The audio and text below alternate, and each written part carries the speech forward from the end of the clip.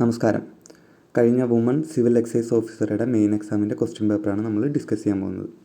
കേരളത്തിൽ മദ്യപിക്കുന്നവർക്കും മദ്യം വാങ്ങുന്നവർക്കും നിയമപ്രകാരം ഉണ്ടായിരിക്കേണ്ട കുറഞ്ഞ പ്രായം എത്ര? കുറഞ്ഞ പ്രായം എന്ന് പറയുന്നത് 23 വയസ്സ് അല്ലേ? നമുക്കറിയുന്നതാണ് 23 വയസ്സ് താഴെയുള്ളത് ശിക്ഷാപരമായ കുറ്റമാണ്. അടുത്ത ക്വസ്റ്റ്യൻ. താഴെ കാണുന്ന പ്രസ്താവനകളെക്കുറിച്ച് നൽകിയിരിക്കുന്ന ഓപ്ഷനുകളിൽ ശരിയായത് ഏത്? 1, 3, 4 ശരിയായിട്ടുള്ളത്. ഓപ്ഷൻ എ ആണ് ആൻസർ. ജനുവരി 30 കേരളത്തിലെ എല്ലാ മദ്യശാലകളും അടഞ്ഞുകിടക്കണം. അന്താരാഷ്ട്ര ലഹരി വിരുദ്ധ ദിനത്തിലും അടഞ്ഞുകിടക്കണം. ദുഃഖവെള്ളി ദിനത്തിൽ കേരളത്തിൽ അടഞ്ഞുകിടക്കും. അടുത്ത ക്വസ്റ്റ്യൻ. പട്ടികയിലെ മദ്യ ഇനങ്ങളുടെ അളവ് സംബന്ധിച്ച് ചുവടെ കാണുന്ന ഓപ്ഷനുകളിൽ ശരിയായത് ഏത്? 1, 3. ഓപ്ഷൻ എ തന്നെയാണ് ശരിയായിട്ടുള്ളത്. ഒന്നാമത്തത് കള്ള് 2.5 ലിറ്റർ മാത്രമേ സൂക്ഷിക്കാൻ പരമാവധിയുള്ള അളവെന്ന് പറയുന്നത്. മൂന്നാമത്തെ ഓപ്ഷൻ എന്ന് പറയുന്നത് ബിയർ 3.5 ലിറ്ററാണ് പരമാവധി ഒരു വ്യക്തിക്ക് സൂക്ഷിക്കാൻ കഴിയുന്ന അളവെന്ന് പറയുന്നത്. ബാക്കിയുള്ളതെല്ലാം തെറ്റാണ്.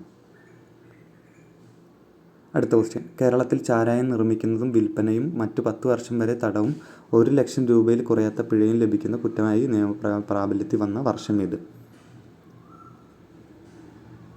ഓപ്ഷൻ ഡി 1997 അല്ലേ? അടുത്ത ക്വസ്റ്റ്യൻ. NDPS ആക്ട് 1985 ബാധകമായ പ്രദേശങ്ങൾ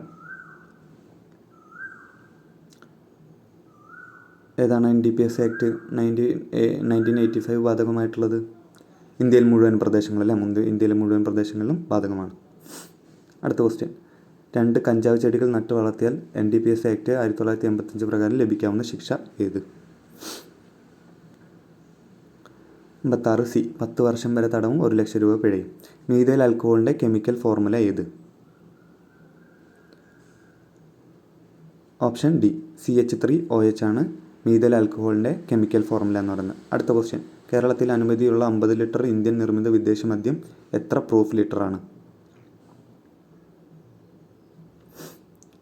എത്ര പ്രൂഫ് ലിറ്ററാണ്? Option B 37.5. 89ാമത്തെ question. Distillery and warehouse ചട്ടങ്ങൾ പ്രകാരം അബ്സല്യൂട്ട് ആൽക്കഹോൾ എന്നാൽ എന്ത്?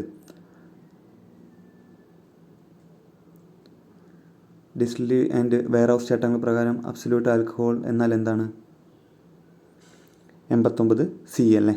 99.5% ഈഥൈൽ ആൽക്കഹോളും 0.5% വെള്ളവും അടങ്ങിയതാണ് ഡിസ്റ്റിലറി ആൻഡ് വെയർ ഹൗസ് ചട്ടങ്ങൾ പ്രകാരമുള്ള അബ്സല്യൂട്ട് ആൽക്കഹോൾ എന്നറിയപ്പെടുന്നതല്ലേ?